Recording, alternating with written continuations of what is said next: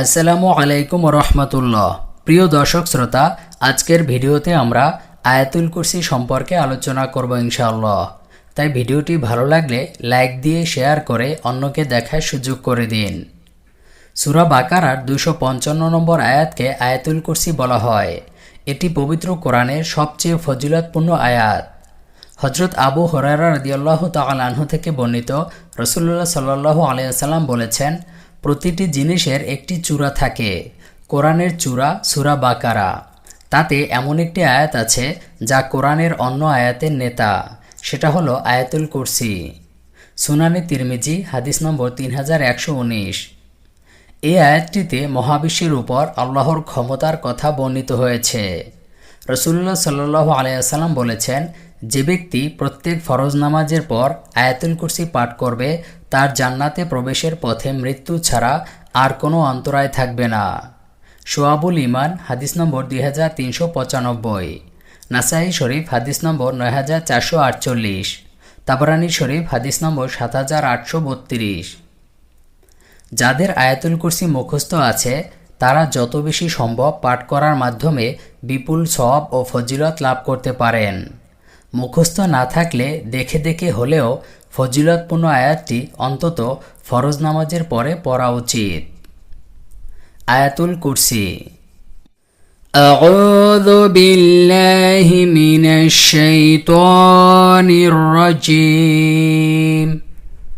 বিসমিল্লাহির রহমানির রহিম। আল্লাহু লা ইলাহা ইল্লা হুয়াল হাইয়ুল কাইয়্যুম লা তা'খুযুহু সিনাতুন ওয়ালা নাওম লাহু মা ফিস সামাওয়াতি ওয়া মা ফিল আরদ من ذا الذي يشفع عنده إلا بإذنه يعلم ما بين أيديهم وما خلفهم ولا يحيطون بشيء من علمه إلا بما شاء وسع كرسيه السماوات والأرض ولا يؤوده حفظهما وهو العلي العظيم। অর্থ, আল্লাহ যিনি ব্যতীত কোনো উপাস্য নেই, যিনি চিরঞ্জীব ও বিশ্ব চরাচরের ধারক। তন্দ্রা বা নিদ্রা তাকে পাকড়াও করতে পারে না। আসমান ও জমিনে যা কিছু আছে সব কিছু তারই মালিকানাধীন। তার হুকুম ব্যতীত এমন কে আছে যে তাকে সুপারিশ করতে পারে?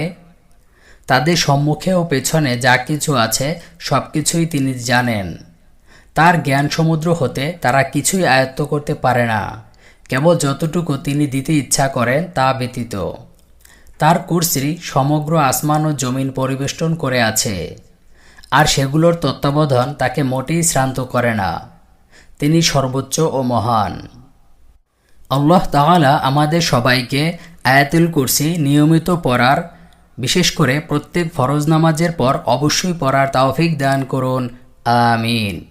ভিডিওটি কেমন লেগেছে অবশ্যই কমেন্ট করে জানাবেন। কার কার আয়াতুল কুরসি অলরেডি মুখস্থ আছে সেটাও জানিয়ে দিবেন।